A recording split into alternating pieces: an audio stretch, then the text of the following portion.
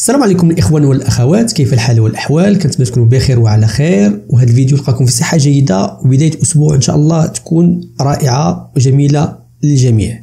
سبحان الله، وانا كنوجد الفيديوهات كنلقى الفيديو كيكمل فيديو. تكلمت في فيديو سابق ما عرفتش في هذه القناه ولا في القنوات اللي كاينين في الوصف انك خصك تفتخر انك مغربي.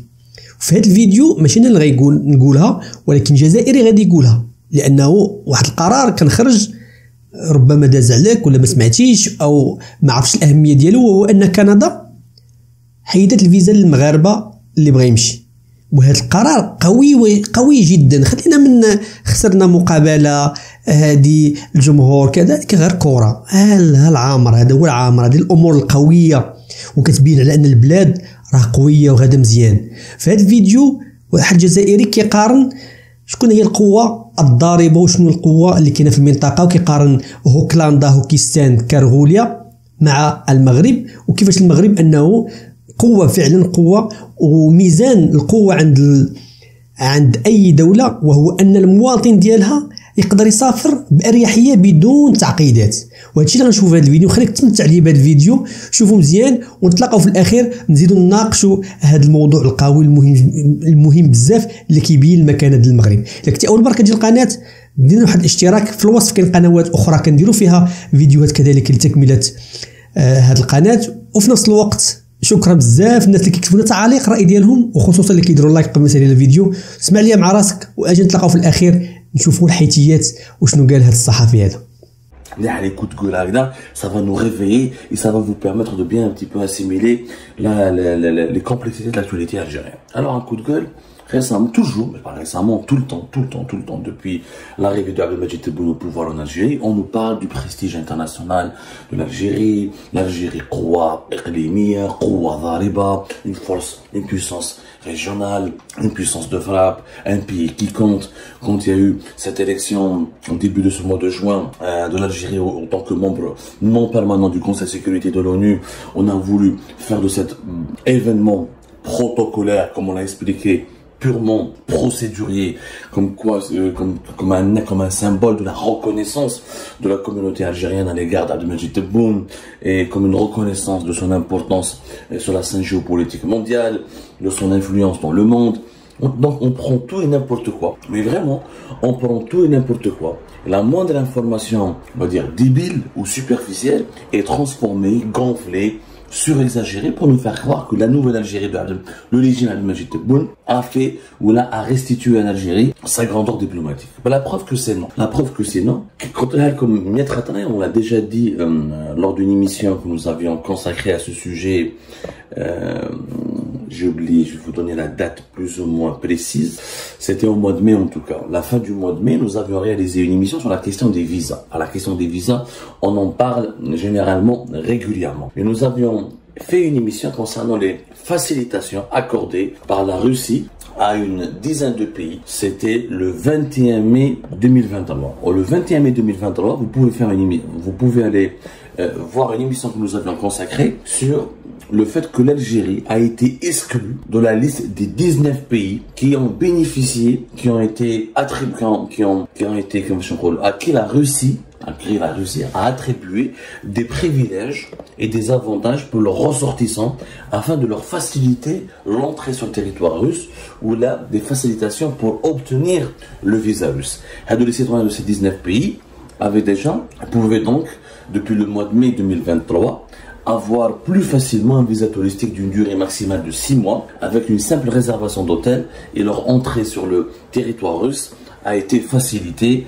Il s'agit de la Chine, de l'Inde, de l'Indonésie, du Cambodge, de Laos, du Koweït, de l'Arabie Saoudite, de la Serbie, de la Thaïlande, de la Turquie, des Philippines, de la Corée et d'autres pays. Ils sont 19. Et à l'époque, pendant cette émission, j'avais expliqué que comment peut-on mesurer le prestige international, l'influence internationale d'un pays? C'est le degré, c'est en évaluant le niveau de liberté de voyager et de se déplacer à travers le monde de sa population ou là de ses ressortissants. Quand un pays est influent, lorsque ses ressortissants peuvent voyager librement à travers le monde sans subir les restrictions de visa, et quand ils peuvent rentrer dans des pays importants et dans des pays puissants à travers le monde sans être sous soumis à de grosses difficultés pour obtenir le visa. C'est ça vraiment le véritable critère d'une puissance d'un pays. Quand un pays est puissant, tous les autres pays lui ouvrent ses portes, lui ouvrent son territoire et ses ressortissants sont bien traités, bien accueillis, bien considérés et même sont choyés ou là ils sont même bichonnés par les autres pays à travers le monde qui veulent les accueillir, qui veulent les attirer chez eux.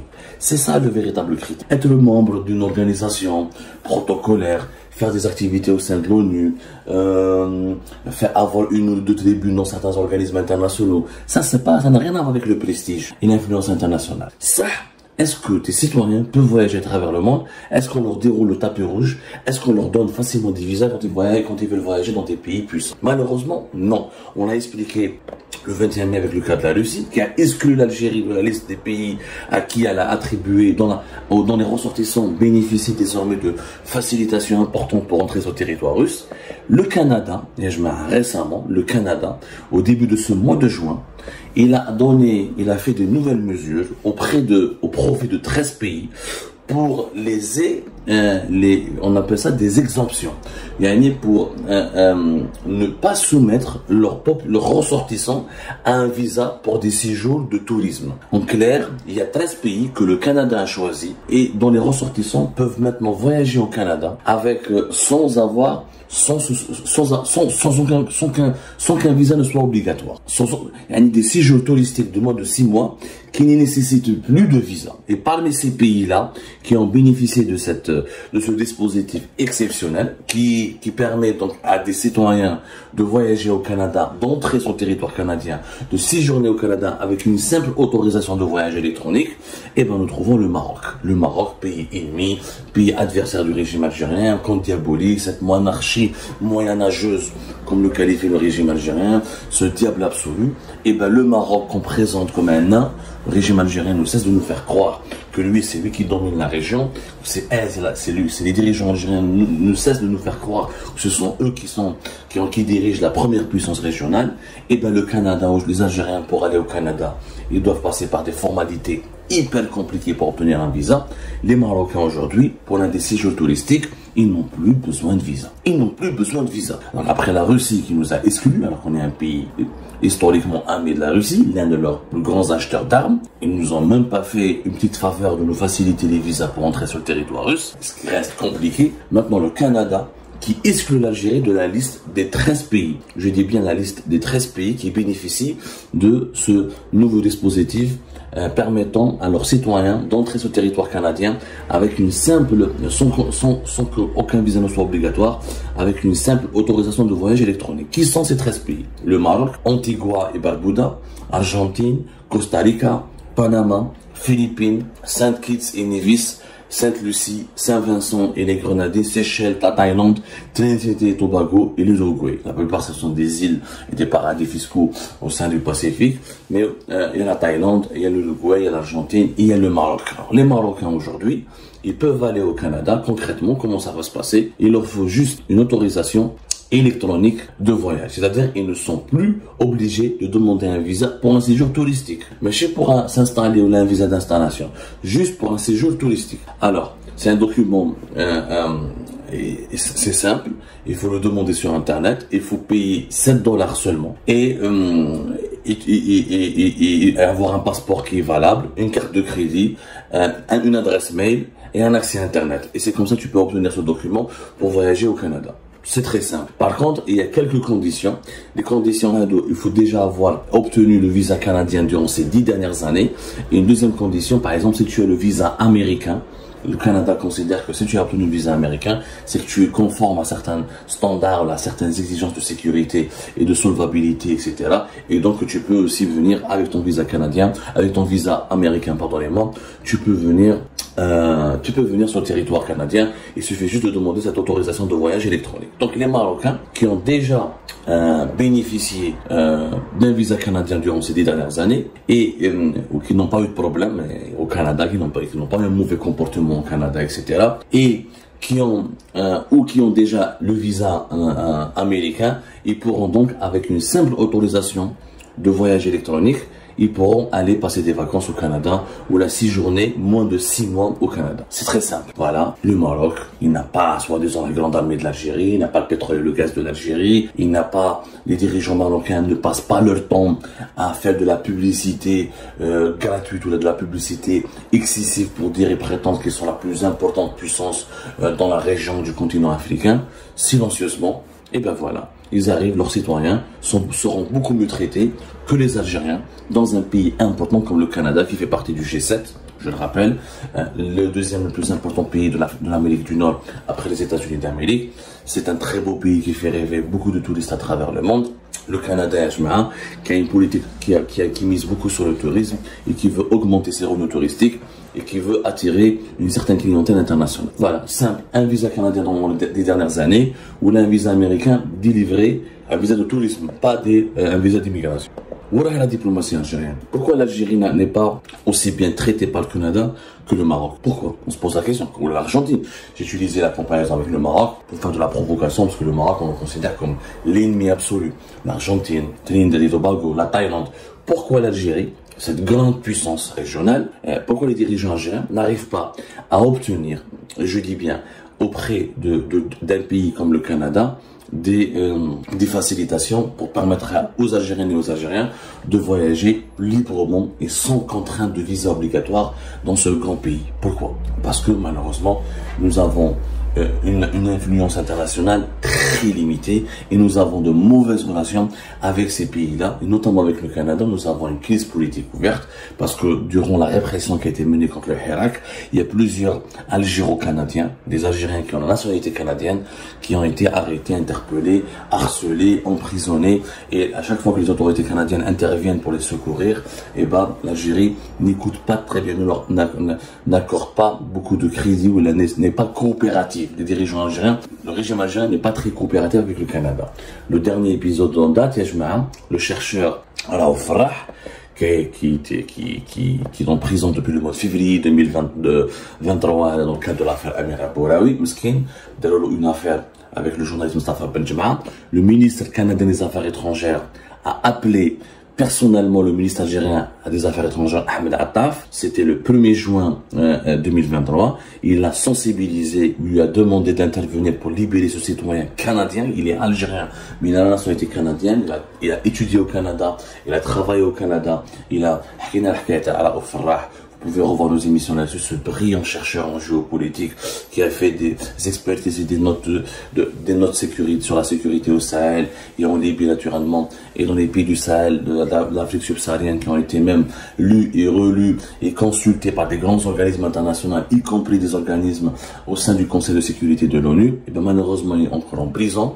Mais ils l'ont emprisonné avec son père, juste l'histoire elle est bête, juste que voilà, au Farah, il a demandé des informations et une aide à Mustafa Benjema. Mustafa Benjema a rédigé une sorte d'article, on appelle ça une analyse, qui a servi au Farah. Pour le payer, il a demandé à son père de lui remettre des dinars en espèces. Ils les ont mis en prison.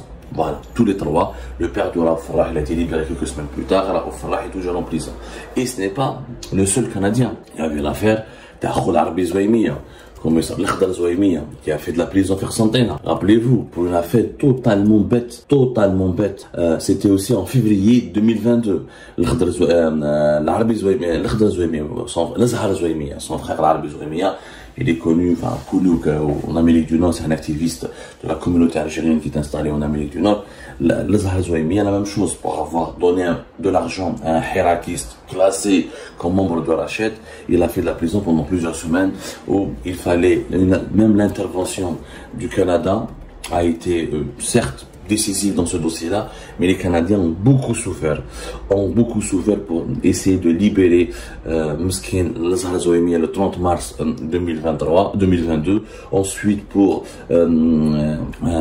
essayer de lui permettre d'être rapatrié au Canada auprès de sa famille au mois d'avril 2022. Et ils ont beaucoup souffert. Et le Canada, là, il y a eu des bras de fer directs entre l'Algérie et le Canada. Donc, comment voulez-vous dans ces conditions-là? Je rappelle que les Algériens qui sont ça, il y a pratiquement autant d'Algériens que de Marocains au Canada.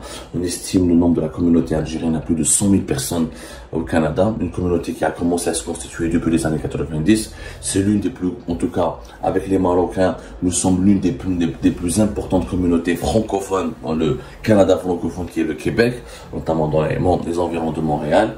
Et malgré cela, l'Algérie n'arrive pas à utiliser cette communauté avec intelligence pour faire du lobbying.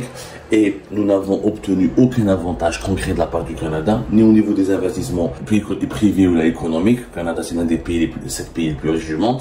Et concernant la politique du visa, ben voilà, le Canada offre des faveurs aux Marocains, aux Argentins, aux Thaïlandais, à des pays insulaires perdus au fin fond des océans. Mais à la grande Algérie, le Canada répond avec mépris et indifférence. À qui la faute? Je pense que vous avez la réponse. À nos brillants dirigeants qui ont le talent de se brouiller avec de grandes puissances et qui ont le talent de donner à notre pays une très mauvaise image. C'est ce qui empêche nous concitoyens, nous ressortissants, de bénéficier d'un traitement ou de quelques faveurs lorsqu'ils doivent ou lorsqu'ils sont appelés à voyager à travers le monde. كما شفتوا الاخوان يعني خبر مهم وخبر قوي، وهذه المقارنه صراحه مع وجود الفارق كبير جدا تقرر لي انه دوله بحال كندا من الدول العظمى كتسمح للمواطن المغربي انه يمشي عندها بدون فيزا، ومازال الناس كيقارنونا مع الجيران ديال السوء بهذا المعنى هذا. وكذلك بعض الدول العربيه. عطينا الراي ديالك في هذا الموضوع، واش كان في خبارك هذه المعلومه، كانت في خبارك هذا الخبر الايجابي صراحه؟ عطينا الراي ديالك، وهل يجوز مقارنتنا مع هوكستان؟ وفعلا شكون الدوله اللي كتحس بانها كتعطي القيمه للمواطن ديالها بحال هاد القرارات هما اللي كيبينوها؟ الراي ديالك مهم ومهم جدا. فيما كنتي من مغاربه العالم او مغاربه الداخل، شنو بالك في هذا الموضوع؟ اين تسكن؟ في اي بلاد؟ واش انت عندك تسهيلات ولا عندك تسهيلات؟ تشاركنا هاد الامور باش كنعرفوا الكوميونيتي ديال القناه. الا كنتي اول مره كدير القناه دير واحد الاشتراك، وبطبيعه الحال شكرا بزاف الناس اللي كيشاركوا معنا الاراء ديالهم، وخصوصا اللي كيديروا لايك مع كيبدا الفيديو كيديروا لايك. هادشي اللي كاين. الى اللقاء فيديو اخر ان شاء الله. تهلاو.